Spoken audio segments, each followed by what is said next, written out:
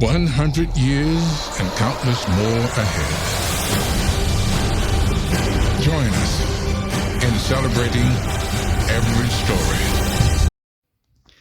With the release of Aquaman and the Lost Kingdom, let's take a look at 2018's Aquaman, which was the most successful film in the DCEU.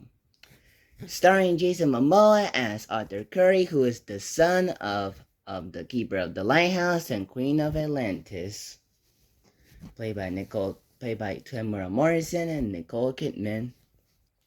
And he is trained to be the King of Atlantis, but King Orm is preparing a war, and challenge Arthur to see who's the king, and Orm wins the battle.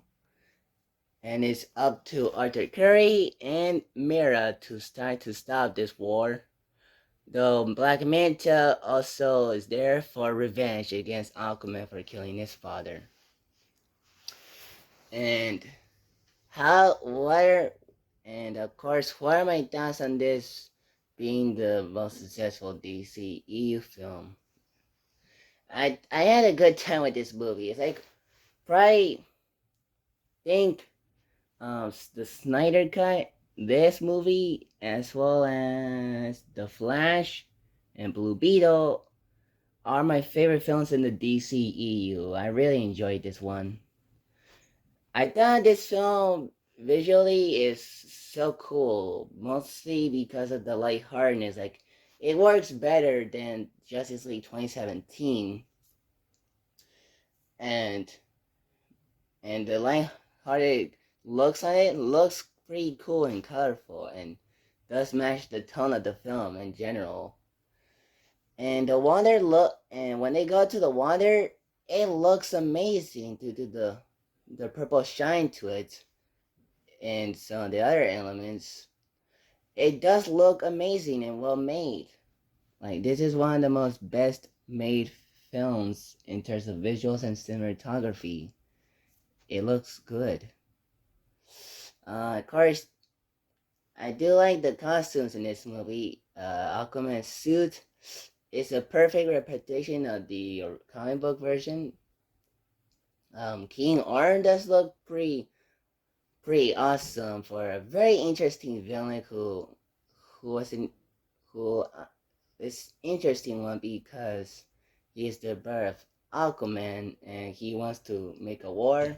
Though first he didn't want to make one, but he feels more villainous and angers, and tries to hunt Aquaman Mira and tell Black Manta where Aquaman is, until he gets redeemed by the Queen of Atlantis to that she's alive after being reported dead or killed, actually.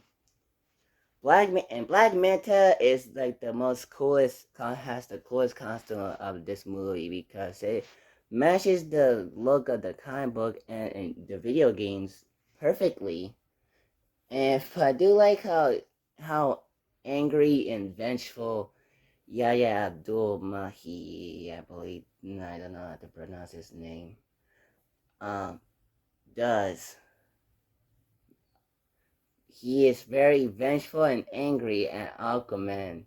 He wants to kill him so bad as his reward. And I'm kind of glad and interested to see him as the main villain in Aquaman The Lost Kingdom later.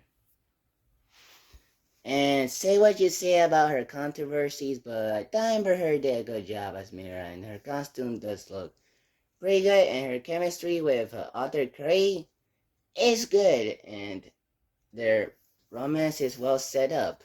And I do like how they were kissing while there were explosions and blasts going on. It was well set up, and I do like their chemistry. So say what you say about controversies, but I thought she did good in this movie. Though I doubt she's barely in the film in the sequel. I was confused how Arthur did not fully know who Mira was since she was in Justice League. So I'm confused by that. And of course, the action in this movie is pretty cool. Like the one where Black Manta attacks Aquaman a lot, or the climax of Aquaman versus King Orm and the War of Atlantis with other characters like King Eurus, the daughter, not the daughter, the father of Mira, played by Dolph Lundgren, as well as another character played by Ludi Lin. Um,